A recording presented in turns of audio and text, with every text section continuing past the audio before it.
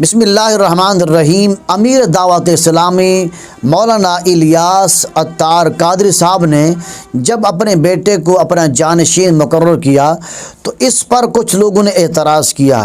اعتراض ان کا یہ تھا کہ جس نے ساری زندگی سنت کا درس دیا ہے اس نے اپنے بیٹے کو اپنا جانشین مقرر کر کے یہ خلاف سنت کام کیا ہے۔ یہ ان کا ایک پہلا اعتراض تھا۔ اور دوسرا اعتراض انہوں نے یہ کیا اور انہوں نے حدیث پیش کی کہ حضرت سہل بن سعد ساعدی رضی اللہ تعالی عنہ سے روایت ہے کہ حضور نبی اکرم صلی اللہ علیہ وسلم شاہ فرمایا کہ جو بندہ مشورہ لے وہ کبھی بدبخت نہیں ہوتا، اور جو بندہ خود رائے ہو اور دوسروں کے مشوروں سے مستغنی ہو جائے وہ کبھی بھی نیک بخت نہیں ہوتا۔ اور اسی طرح حضرت حسن بصری رحمۃ اللہ تعالی علیہ کا ایک قول بھی پیش کیا گیا کہ انہوں نے کہا کہ جو شخص مشورہ لیتا ہے تو اللہ تعالیٰ اس کی اچھی رہنمائی فرماتا ہے۔ اور معترض کا ایک اعتراض یہ بھی تھا کہ دعوت اسلامی میں علماء کرام کی جماعت بھی ہے، مشائخ بھی ہیں، مفتیان کرام بھی موجود ہیں، اور جیسے حضرت علامہ حاجی عمران عطاری صاحب بھی موجود ہیں،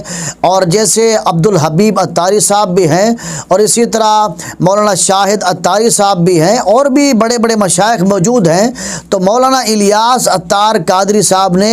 ان کو اپنا خلیفہ جانشین مقرر کیوں نہیں کیا، اپنے بیٹے کو ہی جانشین اپنا خلیفہ مقرر کیوں کیا ہے؟ میں نے اعتراض کرنے والے کو پہلا یہ جواب دیا ہے کہ تم کہتے ہو کہ امیر علیہ سنت نے اپنا خلیفہ مقرر کرنے کے لیے مشاورت کیوں نہیں کی۔ میں نے کہا ہو سکتا ہے قبلہ امیر علیہ سنت نے مشاورت کی ہو، اور میں نے معترض کو یہ بھی جواب دیا ہے کہ ہو سکتا ہے کہ قبلہ امیر علیہ سنت نے استخارہ کیا ہو، کیونکہ حدیث مبارکہ میں آتا ہے، حضرت انس بن مالک رضی اللہ تعالی بیان کرتے ہیں حضور نبی اکرم صلی اللہ علیہ وسلم شاہ فرمایا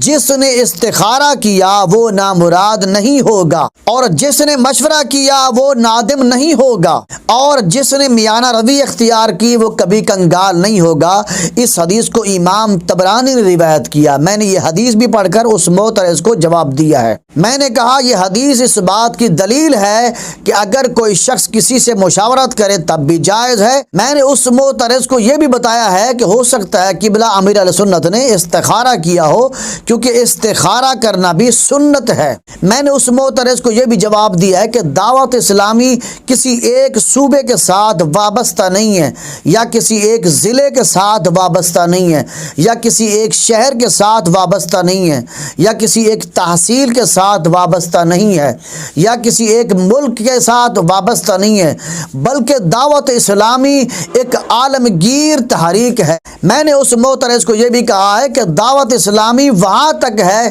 جہاں تک حضور نبی اکرم صلی اللہ علیہ وسلم کی امت رہتی ہے۔ جس ملک میں آقا رسول اللہ صلی اللہ علیہ وسلم کی امت بستی ہے وہاں تک دعوت اسلامی حضور نبی اکرم صلی اللہ علیہ وسلم کی تعلیم کا، آپ کے پیغام کو پہنچانے کا کام کر رہی ہے۔ تو ظاہر ہے اتنی بڑی عالمی تحریک کو چلانے کے لیے ایک ایسے مرد کلندر کی ضرورت تھی جو امیر اہل سنت کے نقش قدم پر چلے، جس کا اٹھنا بیٹھنا کھانا پینا سنت کے مطابق ہو۔ اسی لیے امیر اہل سنت نے اپنے بیٹے کو اپنا جانشین مقرر کیا ہے، اور قبلہ امیر اہل سنت کی نگاہ ولایت یہ دیکھ رہی تھی کہ میرے بعد اس بڑی عالمی تنظیم کو چلانے کے لیے میرا صاحبزادہ مولانا عبید رضا مدنی سے بڑھ کر اور کوئی نہیں ہے۔ اور امیر اہل سنت کو اپنے بیٹے عبید رضا سے یہ بھی امید ہے، جیسے میں تمام علماء کرام علماء اہل سنت سے محبت کرتا ہوں اور تمام علماء کرام اہل سنت مجھ سے محبت کرتے ہیں، اور جیسے